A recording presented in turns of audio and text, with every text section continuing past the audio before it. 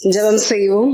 எங்களை வெகுவாய் நேசிக்கிற அன்பின் பரலோக தகப்பனே, இப்பொழுது நாங்க கேட்கக்கூடிய சத்தியங்கள் வசனங்கள் விருதாவாய் போகாமல் ஆவிக்குரிய வாழ்வில் பலப்படுத்த வேண்டுமாய் இயேசு கிறிஸ்து மூலம் கேட்கிறோம் ஜீவனுள்ள நல்ல பிதாவே, ஆமென்.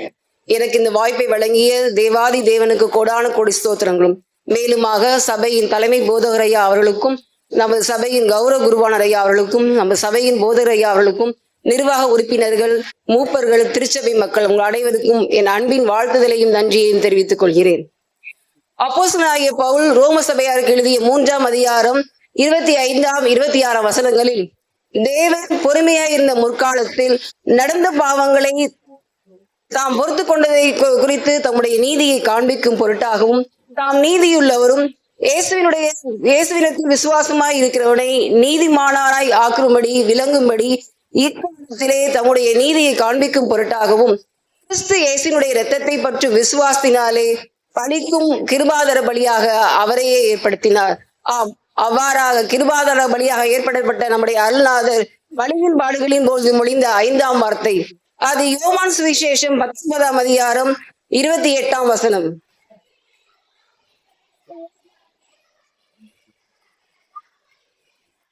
ஆதியாகம முதல் அதிகாரத்தில் படைப்பினுடைய வேலைகள் நம்முடைய தேவனால் மிக நேர்த்தியாக அழகாக படைக்கப்பட்டதை நாம் அறிவோம். ஆதியாகம முதல் அதிகாரத்தின் 20ஆம் வசனத்தின் பிற்பகுதியை பார்த்தோம் என்றால், ஜலமானது திரளாய் ஜெனிப்பிக்க கிடவது என்றார். அதனால் என்னவோ இந்த 5ஆம் வார்த்தையும் 5ஆம் நாளின் படைப்பினாலே தீர்க்கப்பட கொண்டாக காணப்படுகிறது. ஆம், தண்ணீரை தவிர வேறு ஒன்றுக்கும் தாகத்தை நீக்கும் தன்மை கிடையாது. ஆதியாகம நம்முடைய வேத ஆராய்ச்சியாளர்கள் சொல்கிறார்கள், நம்முடைய அருள்நாதனுடைய சரீரத்திலே 39 பெருங்காயங்கள் இருந்தன. பல மணி நேரமாக பாடுகளின் மத்தியில் இந்த அருள்நாதனுடைய சரீரத்திலே பல பாடுகளின் மத்தியில் வறட்சியின் காரணமாக அவர் தாகமாய் இருக்கிறேன் என்று கூறுகிறார். இந்த தாகமான வார்த்தையானது வேதாகமத்தில் 46 இடங்களிலே மொழியப்பட்டுள்ளது, பல்வேறு சூழ்நிலைகளில் பல்வேறு மனிதர்களால். அதில் குறிப்பாக 13 வார்த்தைகள் பழைய ஏற்பாட்டு பாதையில் காணப்படுகின்றன. சரீரகால தாகம் ஆதியாகமம் 21ஆம் அதிகாரத்தில் பார்த்தோம் என்றால், ஆபிரகாம் அதிகாலையில் எழுந்து அப்பத்தையும் துருத்தியை தண்ணீரையும் எடுத்துக்கொண்டு ஆகாரம் கொடுத்து பிள்ளையை அனுப்பிவிடுகிறார். துருத்தியில் தண்ணீர் தனியவே தீரக்கவே பிள்ளையை செடிகளில் போட்டுக்கொண்டு தேவனை நோக்கி முறையிடுகிறார். பிள்ளை சாவதை நான் பார்க்க வேண்டுமா என்று தேவனிடமாக முறையிடுகிறார். 19ஆம் வசனத்தை பார்த்தோம் என்றால், தேவன் அவருடைய கண்களை ஒரு தண்ணீர் துறவை கண்டு போய் தண்ணீர் நிரப்பி பிள்ளைக்கு குடிக்க கொடுத்தார். முதலில் சரீர பிரகாரம் தாகம் வேதாகமத்திலே தீர்க்கப்பட்டது இஸ்மவேலுக்காக வேண்டி. அவ்வாறாக பார்த்தோம் என்றால், யாத்திராகமம் 15ஆம் அதிகாரம் 22ஆம் வசனத்திலே சூர்வனத்திலே மோசே இஸ்ரவேல் நடத்தி கொண்டு வரும்போது 3 நாள்கள் அவர் தண்ணீர் இல்லாமல் இருக்கிறார்கள். அவர்கள் மோசையிடமாக முணுமுணுகிறார்கள். மோசே தேவனிடமாக முறையிட்டு அவர் மரத்தை காட்டுகிறார். அவருடைய கசப்பை மதுரமாய் மாக்கி 12 நீரூற்றுகளை கொடுத்து அவருடைய தாகத்தை தணிக்கிறார். இவையெல்லாம் சரீர பிரகாரமான தாகங்கள். யோவான் 14ஆம் அதிகாரம் 10ஆம் வசனத்திலே, நான் பிதாவிலும் பிதா என்னிலும் இருக்கிறதை நீங்கள் விசுவாசிக்கிறது இல்லையா? நான் உங்களுடனே பேசக்கூடிய வசங்கள் என் சுயமாய் பேசவில்லை, என்னை வாசமாயிருக்கிற பிதாவே இந்த கிரியைகளை செய்து வருகிறார் என்றார். இந்த தாகமாய் இருக்கிறேன் என்ற வார்த்தையானது பிதாவினுடைய வார்த்தையாக காணப்படுகிறது. பாவம் நம் மீது விழுந்தது.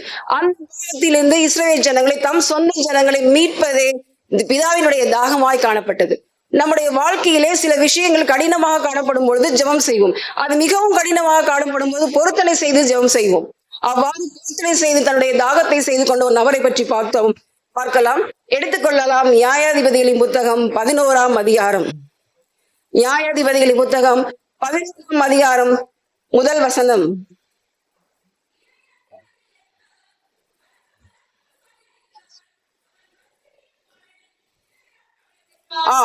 யெப்தா நியாயாதிபதிகளில் 10 நியாயாதிபதியாக காணப்படுகிறார். கீழே என்பவர் இஸ்ரவேலர். ஒரு இஸ்ரவேலனுக்கும் பரஸ்திரியுமாக பிறந்தவர் தான் இந்த யெப்தா. பிறப்பினாலேயே அவர் தன்னுடைய சகோதரர்களாலும் தன்னுடைய தகப்பனாலும் கீழே ஆட்சி மூப்பராலுமாக விரட்டியடிக்கப்படுகிறார். விரட்டியடிக்கப்பட்ட யெப்தா தோப்பு என்னும் ஒரு அடர்ந்த காட்டு பகுதியிலே வாசம் செய்கிறார். நாம் இன்று பாடுகிறோம் அல்லவா, மனிதர் என்னை கைவிட்டாலும், மாமிசம் அழகினாரிட்டாலும், ஐஸ்வர்யாமை அழிந்துவிட்டாலும், ஆகாதன் என்று தள்ளிவிட்டாலும் இயேசு மாத்திரம் போதுமே. அதைத்தான் அந்த யெப்தா செய்தார். தன் சகோதரர்களாலும் தகப்பனாலும் மூப்பர்களால் விரட்டிக்கப்பட்ட யெப்தா அடர்ந்த காட்டு பகுதியிலே வாழ்ந்தாலும் அவர் தேவனிடத்தில் வாஞ்சையாக இருந்தார். அவர் உண்மையில் தாகமா இருந்ததுனாலே சங்கீதக்காரர் 118 சங்கீதம் 22 வசனத்திலே சொல்லியது போல, வீடு கட்டினது ஆகாது என்று தள்ளின தலைக்கல்லே மூளைக்கு தலைக்கல் ஆயிற்று, இது கர்த்தராலே உண்டாயிற்று. நம்முடைய கண்களுக்கு ஆச்சரியமாய் இருக்கிறது. சில காலத்துக்கு பின்பு அந்த அறுப்பின் காலம் நெருங்கும் போது அம்மோன் புத்திரர்கள் கீழையத்தை நோக்கி போருக்காக வருகிறார்கள். பராக்கிரமசாலி, அடர்ந்த காட்டு பகுதியில் இருந்தாலும் வீரரோடு பொது போருக்கு செய்வார். இங்கே கீழையத்தினுடைய மக்களை காப்பாற்ற வேண்டும். அதனால் மூப்பர்கள் எல்லாம் கூடி யாரை விரட்டினோமோ அவர்களை நோக்கி செல்கிறார்கள். அன்பாளர்களே, நம்முடைய வாழ்விலும் சில நேரம் நாம் சிலரால் ஒதுக்கப்பட்டாலும் தேவத்தில் வாசமாயிருந்தார் அவர் நம்மை உயர்த்த வல்லவராய் இருக்கிறார். அவங்க எல்லாரும் போறாங்க. போனோடனே எத்தா உடனே ஒத்துக்கல. 2 கண்டிஷன் சொல்றாரு. என்ன சொல்றாருன்னா, ஓகே நான் வரேன், ஆனா நீங்க பழைய போருக்கு நான் சேனாதிபதியா இருக்கணும், முடிஞ்சு வந்ததுக்கு அப்புறம் நான் உங்களுக்கு நியாயம் தீர்க்கிற நியாயாதிபதியாக இருக்க வேண்டும் சொல்கிறார்கள். பின்போதையை பார்த்தோம் என்றால், ஆம், அந்த மூப்பர்கள் சொல்கிறார்கள், ஓகே நீ சொன்னபடியே சேனாதிபதியாகவும் இரு, நியாயாதிபதியாகவும் இருக்கும். அப்படி செய்யலைன்னா கர்த்தர் எங்களை நியாயம் தீர்ப்பார் என்று சொல்கிறார். தன்னை ஆகாது என்று ஒதுக்கியவர்கள் தன்னிடம் வந்து தனக்கு ஒரு பதவியை கொடுக்கும் பொழுது ஆனந்த சந்தோஷமாக இருக்கும். ஆனால் எத்தா என்ன செய்தார்? 11ஆம் வசனத்தை வாசிப்போம்.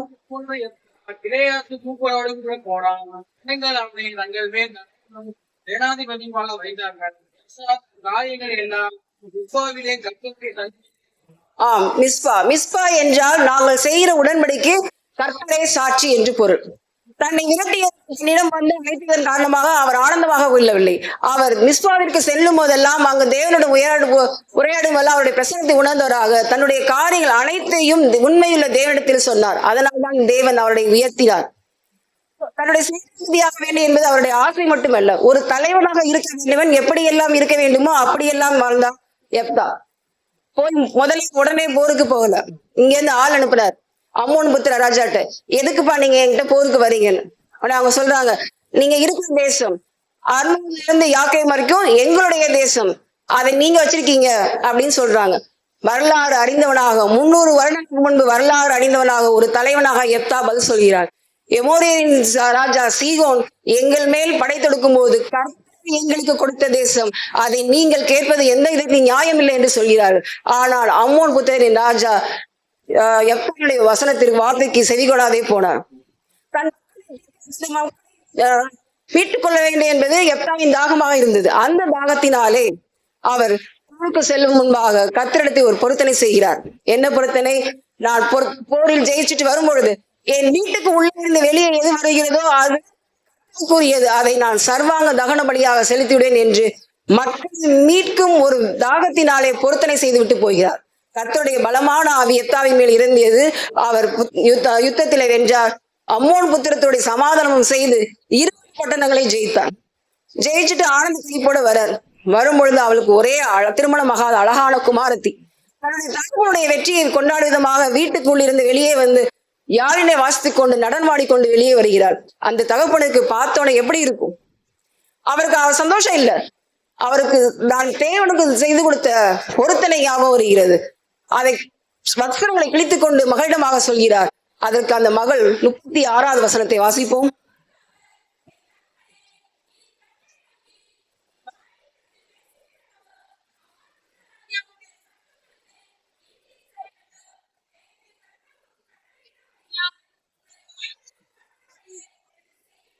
எவ்வளவு ஒரு ஆழமான சத்தியம் நிறைந்த இந்த ஒரு வசனம்.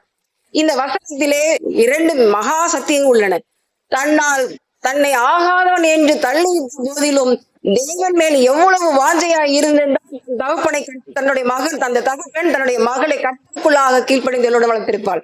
இன்னைக்கு நம்ம பிள்ளைங்கிட்ட போய் ஒண்ணு சொன்னோம்னா, என்னைய கேட்டா சொன்னீங்க, நீங்க தானே சொன்னீங்க, நீங்களே செய்யுங்க. பிள்ளைகளை மிகவும் தவறான வார்த்தை. இதைத்தான் எபேசியரில் பவுலடிகளார் 6:1 சொல்கிறார். பிள்ளைகளே, பெற்றோருக்கு கட்டுக்குள்ளாக கீழ்ப்படிந்திருங்கள், இது நியாயம். நாமும் பெற்றோராகிய நாமும் நம்மளுடைய பிள்ளைகளுக்கு அந்த மாதிரி சூழ்நிலையை கொடுக்கணும். எங்க வீட்டுல எது நடந்தாலும் சரி, சந்தோஷமா இருந்தாலும் பண்ணுவாங்க, சோதனை வந்தாலும் பிரேயர் பண்ணுவாங்க, எங்க வீட்டுல எது நடந்தாலும் பிரேயர் பண்ணுவாங்கன்னு சூழ்நிலையை கொடுக்கும். அதைத்தான் 4வது அதிகாரத்தில் பெற்றோராகிய நமக்கு கொடுக்கிறார். பிதாக்களை எரிச்சல் ஊட்டாம உங்க பிள்ளைகளை கட்டுக்குள்ளாக வளங்கள் என்று சொல்கிறார்.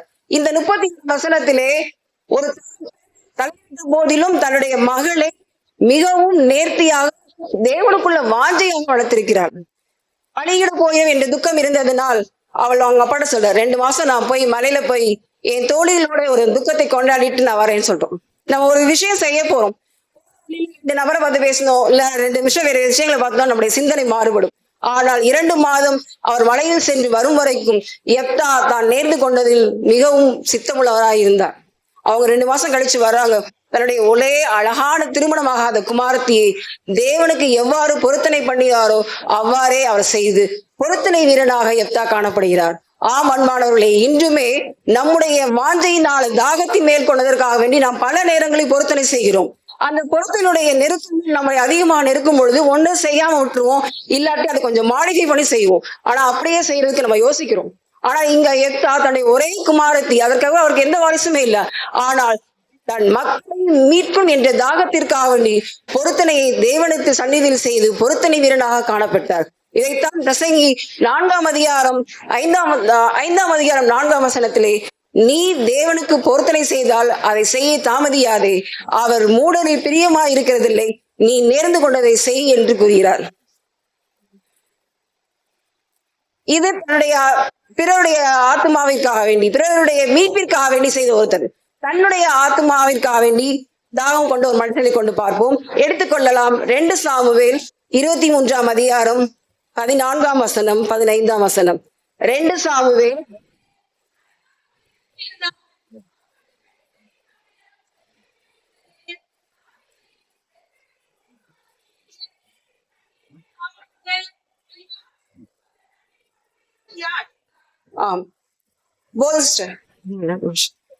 இந்த வசனத்துடைய முற்பகுதி முழுவலாரை பார்த்தோம் என்றால் 2 சாமுவேல் 5ஆம் அதிகாரத்தில் இஸ்ரவேலின் கோத்திரங்கள் அனைவரும் வந்து தாவீதினிடத்தில் ராஜாவாக இருக்க வேண்டும் சொல்கிறார்கள். தாவீதும் அவ்வாறு அரணிப்பான ஒரு அரியணை ஏறாத ஒரு ராஜாவாக இருக்கிறார்.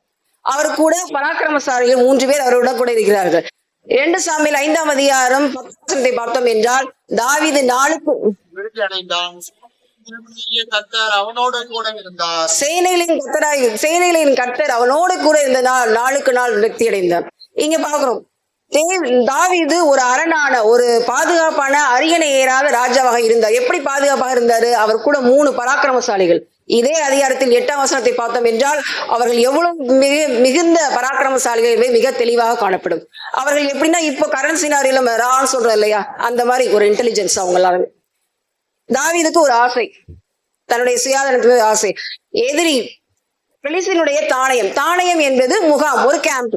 எதிரியினுடைய கேம்ப்ல போய் தண்ணி எடுத்து வரும், ஒரு சாதாரண விஷயம் கிடையாது.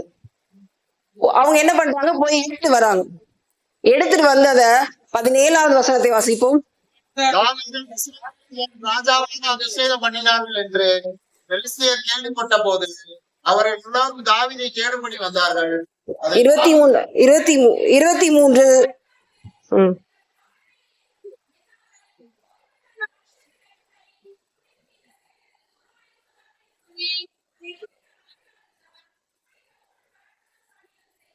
ஆம், பிறருடைய பலத்தினாலே என்னுடைய சுயாதனத்திற்காக வேண்டி நான் தாகம் கொண்டதை அவர்கள் கொடுத்ததை எனக்கு குடிக்க மனதில்லை. பிறருடைய நாம் சில நேரங்களில் பிறருடைய பலவீனங்களையும் பிறருடைய பலங்களையும் நம்முடைய சுயாதனத்திற்காக பயன்படுத்துகிறோம். அதை குடிக்க மனதில்லாமல் தான் செய்தது தவறு என்று உணர்ந்தவனாய் தாவீது அதை கர்த்தருக்கென்று ஊட்டியதன் விளமாக வேதாகமத்திலே அதிக வாஞ்சை உள்ளவனாக காணப்பட்டான் தாவீது. அதைத்தான் 42ஆம் சங்கீதத்திலே செய்கிறார். மானானது நீருடைய வாஞ்சித்து கதறுவது போல என் ஆத்துமா உண்மையில் வாஞ்சையாய் கதறுகிறது என்று கூறுகிறார். லேவியராகமம் 17ஆம் அதிகாரம் 11ஆம் வசனத்தின் முதல் பகுதியை பார்த்தோம் என்றால் மாம்சத்தின் உயிர் இரத்தத்தில் இருக்கிறது. இங்கே நம்முடைய அருளாளன் இரத்தமும் சதையுமாக தன்னுடைய உயிரை கொடுத்து நம்முடைய மீட்பிற்காக வேண்டி போராடுகிறார். இந்த 5ஆம் முதற் பகுதியை பார்த்தோம் என்றால் அதன் பின்பு எல்லாம் முடிந்தது என்று அறிந்து வேத வாக்கியம் நெருக்கத்தக்கதாக தாகமாய் இருக்கிறேன் என்றார். நம்ம எல்லாருக்கும் ஒரு தாகம் இருக்கும், அதுவும் முக்கியமா மாச கணக்கில் அதிகமாவே இருக்கும். 30ஆம் தேதி 31ஆம் தேதி நம்முடைய மொபைல்ல கிரெடிட் ஆகிற சவுண்டு கேட்கணும். என்னது, 30 நாள் வேலை பார்த்துட்டேன், எனக்கான ஊதியம் எப்ப வருது? அது மேல எல்லாருக்கும் தாகம். ஒரு வேலை செஞ்சிட்டோம்னா அந்த ஊதியத்தின் மேல தாகம் இல்லாதவங்க யாருமே கிடையாது. அதைத்தான் இங்கே மீட்பில்லாத வேலைகள் அனைத்தையும் நான் செய்து முடித்து விட்டேன். அதன் ஊதியமாக நான் கேட்பது உங்களுடைய ஆத்மா. அந்த ஆத்மா ஆதாயத்திற்காக வேண்டி நான் தாகமாய் இருக்கிறேன். லேவியராகும் 17ஆம் அதிகாரம் 11ஆம் வசனத்தின் இறுதி பகுதி பார்த்தோம் என்றால்,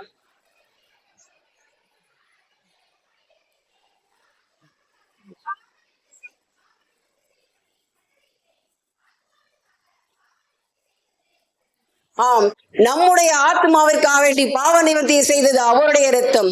அந்த இரத்தத்தினாலே அவன் தாகமாய் இருக்கிறேன் என்று கேட்கிறார். ஆம், சிதறண்டு அதைத்தான் மிகவும் தெளிவாக சொல்கிறார் பவுலடிகளார் 1 பேதுரு 2ஆம் அதிகாரம் 25ஆம் வசனத்தில், சிதறண்டு ஆடுகளைப் போல இருந்தீர்கள், ஆனால் இப்பொழுது உங்கள் ஆத்மாக்களுக்கு மெய்ப்பெரும் இடத்தில் திருப்பப்பட்டிருக்கிறீர்கள். ஏனென்றால் நம்முடைய ஆத்மாக்காக வேண்டி அவர் சிலுவையிலே ரத்தம் சிந்தினார்.